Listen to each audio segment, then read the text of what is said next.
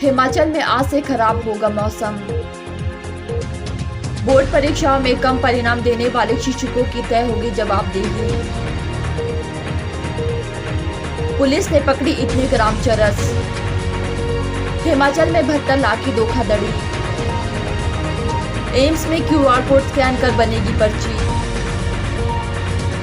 शिमला में नाबार्ड ने आयोजित किया स्टेट क्रेडिट सेमिनार। हिमाचल की खटारा बस 20 सड़क खराब। हिमाचल प्रदेश में आज से मौसम खराब होगा। मौसम विभाग की माने तो वेस्टर्न डिस्टर्बेंस के सक्रिय होने से आज प्रदेश के ऊंचे क्षेत्रों में बारिश बर्फबारी हो सकती है। वहीं कल और परसों के लिए कुछ क्षेत्रों में भारी बर्फबारी का येलो अलर्ट जारी किया गया है। प्रदेश में 11 फरवरी तक मौसम खराब रहेगा।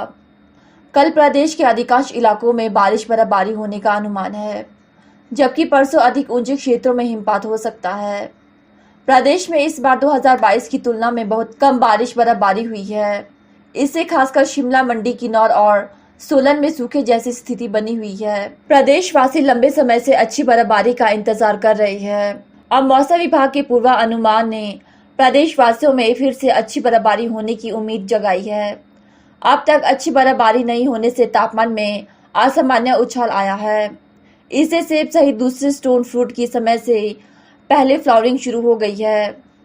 इसका आगामी दिनों में फसल पर बुरा असर पड़ेगा। गर्मियों में प्रदेशवासियों को पानी की किल्लत झेलनी पड़ सकती है। बर्फ नहीं गिरने से पर्यटन कारोबारी भी परेशान है। शिमला व आसपास के क्षेत्रों में इन दिनों 80% से अधिक ऑक्यूपेंसी रहती थी, मगर इस बार वीकेंड पर 60% से अधिक ऑक्यूपेंसी नहीं हो रही। प्रदेश में बीते दिनों हुई बर्फबारी से 145 सड़कें अभी तक बंद है। इनमें ज्यादातर सड़कें 1 महीने से भी अधिक समय से बंद है। लाहौल स्पीति में सबसे ज्यादा 121 सड़कें, चंबा में 11, कांगड़ा, शिमला व किन्नौर में 2-2 और कुल्लू में 7 सड़कें अवरुद्ध पड़ी है। हिमाचल प्रदेश स्कूल शिक्षा बोर्ड की वार्षिक परीक्षाओं में कम परिणाम देने वाले शिक्षकों की जवाबदेही तय होगी। 10वीं और 12वीं कक्षा की परीक्षाएं शुरू होने से पहले शिक्षा मंत्री रोहित ठाकुर ने यह फैसला लिया है। परिणाम बेहतर लाने के लिए उन शिक्षा निदेशालयों को भी निर्देश जारी कर दिए गए हैं। प्रदेश में बीते कुछ साल में बोर्ड परीक्षाओं का परिणाम लगातार कम हो रहा है। कोरोना संकट के दौरान परीक्षाएं नहीं होने पर विद्यार्थियों को अगली कक्षाओं में प्रमोट किया गया। इस कारण बीते वर्ष बोर्ड परीक्षाओं का परिणाम अपेक्षाकृत कम रहा। अब इस वर्ष परीक्षाएं शुरू होने से पहले ही शिक्षा निदेशालयों को शिक्षकों की जवाबदेही तय करने को कह दिया है।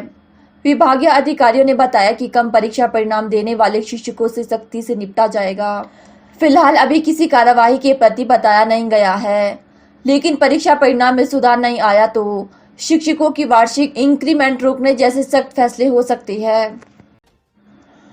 जिला शिमला के बालूगंज में पुलिस ने एक व्यक्ति को 90 ग्राम चरस के साथ गिरफ्तार किया। आरोपी की पहचान महावीर के रूप में हुई है। प्राप्त जानकारी के अनुसार पुलिस को गुप्त सूचना मिली कि महावीर शिमला में वर्मा भवन हीरा नगर में किराए के मकान में नशीले पदार्थ की तस्करी करता है। जब पुलिस की टीम ने कमरे की तलाशी ली तो कमरे से 90 ग्राम चरस बरामद हुई। पुलिस ने आरोपी को गिरफ्तार कर उसके खिलाफ NDPS एक्ट के तहत केस दर्ज कर आगामी कार्यवाही शुरू कर दी है। हिमाचल में एक बार फिर से लॉटरी निकलने के नाम पर लाखों रुपए ठगे गए हैं। चंबा के रहने वाले व्यक्ति ने जालसाजों के जाल में फंसकर करीब 72 लाख रुपए गंवा दिए। इस मामले में साइबर थाना शिमला में केस दर्ज हुआ है। पुलिस के बार बार जागरूक करने के बावजूद लोग ठगी का शिकार हो रहे हैं। साइबर थाना शिमला से मिली जानकारी के मुताबिक शिकायतकर्ता छग्गा राम चंबा का रहने वाला है। उन्होंने बताया कि उसे 2 करोड़ रुपए की लॉटरी लगने का मैसेज और कॉल आया। जालसाजों ने उससे कहा कि इस लॉटरी को लेने के लिए उसे कुछ पैसे उनके अकाउंट में डालने होंगे। हैरानी की बात यह है कि शिकायतकर्ता ने लगभग 200 से ज्यादा बार आरोपियों के खाते में खुद बैंक जाकर और गूगल पे के माध्यम से पैसे जमा करवाए। करीब 72 लाख रुपए शिकायतकर्ता आरोपियों के खाते में डाल चुका था। इसके बाद उसे ठगी का एहसास हुआ और पुलिस में मामला दर्ज करवाया। शिकायतकर्ता की शिकायत पर पुलिस ने साइबर क्राइम IPC की धारा 420 और 66D ऑफ IT एक्ट में केस दर्ज किया गया है। साइबर पुलिस के ASP भूपेंद्र नेगी का कहना है कि लोगों को सावधान रहने की जरूरत है। इस प्रकार की धोखाधड़ी से बचने के लिए जागरूक होना जरूरी है। अखिल भारतीय आयुर्विज्ञान संस्थान बिलासपुर में जल्द ही क्यूआर कोड स्कैन कर पंजीकरण की सुविधा मिलेगी। इसके बाद मरीजों को लाइनों में लगकर पर्ची बनाने का इंतजार नहीं करना होगा।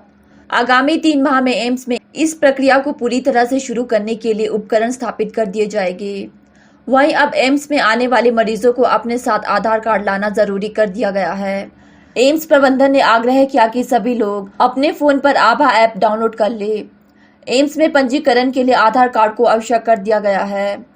आधार कार्ड होने से पंजीकरण करते समय नाम पते को कंप्यूटर सिस्टम में दर्ज करते समय होने वाली गलतियां नहीं होगी।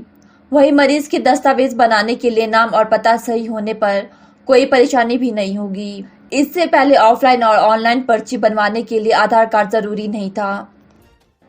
नाबार्ड द्वारा आज शिमला में वर्ष 2023 और 2024 के लिए स्टेट क्रेडिट सेमिनार का आयोजन किया गया। इस सेमिनार में मुख्य अतिथि के रूप में मुख्य सचिव प्रबुद्ध सक्सेना ने भाग लिया। सेमिनार में महिला सशक्तिकरण और ग्रामीण व कृषि क्षेत्र को प्रमुखता दी गई। सेमिनार में प्रदेश में जिला स्तर पर बैंकों के सीडी रेशो को सुधारने पर भी बल दिया गया। इसके अलावा नाबार्ड और बैंकों द्वारा लोन देने की प्रक्रिया को और अधिक सरल बनाने को लेकर मंथन किया गया। कंडक्ट करते हैं, एक एक्सरसाइज करते हैं डिस्ट्रिक्ट लेवल पे, जो कि अगले साल हमारा जो 1 अप्रैल से जो एग्रीकल्चर और प्राइवेट सेक्टर लेंडिंग के लिए जो हमारा टारगेट होगा, जो हम बैंकों को देंगे, रिजर्व बैंक और कमर्शियल बैंक्स को इम्प्लीमेंट करने के लिए देंगे, उसके लिए हम एक्सरसाइज करते हैं फील्ड लेवल से। अब क्या हुआ है कि 2-3 महीने से जो एक्सरसाइज की है, हमने इसको कल्मिनेट किया एक स्टेट फोकस पेपर में, जिसको आज हमने डिस्कस किया। तो अगले साल के लिए हम कह रहे हैं कि जो हमारा पोटेंशियल है, जो फील्ड लेवल पे पोटेंशियल अवेलेबल है, उसके अगेंस्ट हमारा रफली 32,000 करोड़ का टारगेट होना चाहिए प्राइवेट सेक्टर लेंडिंग के लिए। तो ये टारगेट एक, क्योंकि कंसल्टेटिव प्रोसेस है, इसको हम डिस्कस कर रहे थे। इसमें डिस्ट्रिक्ट लेवल पे हम डिपार्टमेंट्स बैंकों के साथ डिस्कस करके आए हैं। अब ये हमने स्टेट लेवल पे इसको समन्वय किया और इसको लॉन्च किया। सर कितना एनहांसमेंट हम पिछले के मुकाबले जो पिछला हमारा ये था, जो 29,000 करोड़ के करीब था, ये 9%, 9.5% के करीब ग्रोथ रेट है अभी। सर, इसमें जो व्याख्यान आए हैं अभी तक, उसमें महिला सशक्तिकरण को लेकर फोकस करने की बात कही गई है।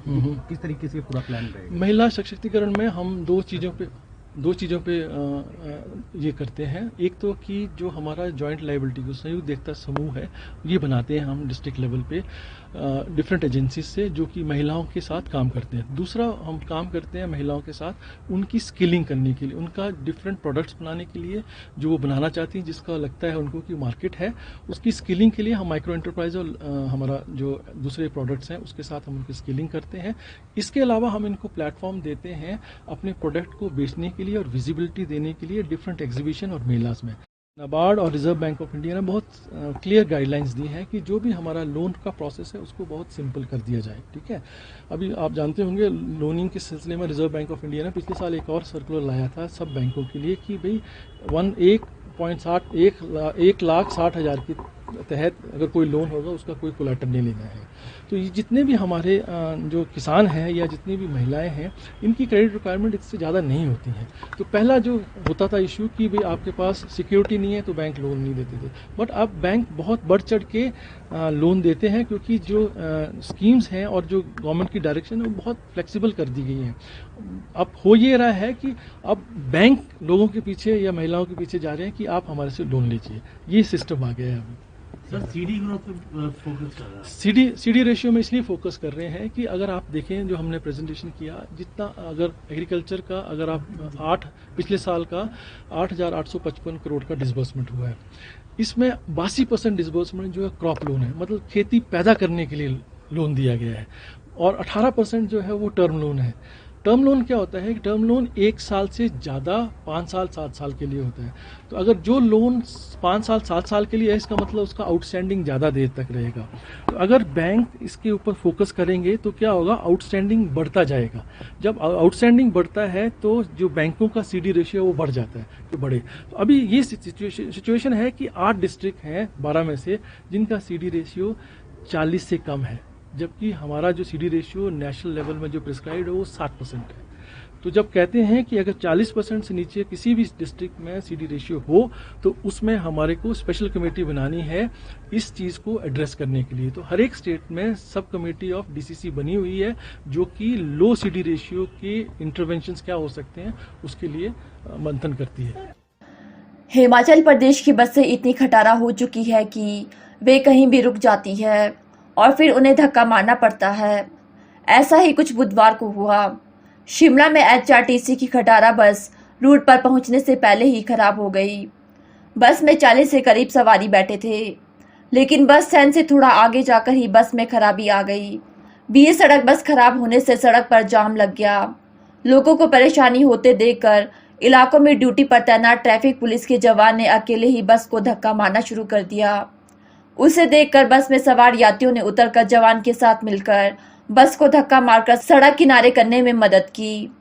HRTC की छोटी बस पुराना बस स्टैंड से समर हिल के सांगटे गांव जा रही थी, लेकिन तेल पाइप जमने से बस स्टार्ट होकर बार बार बंद हो रही थी।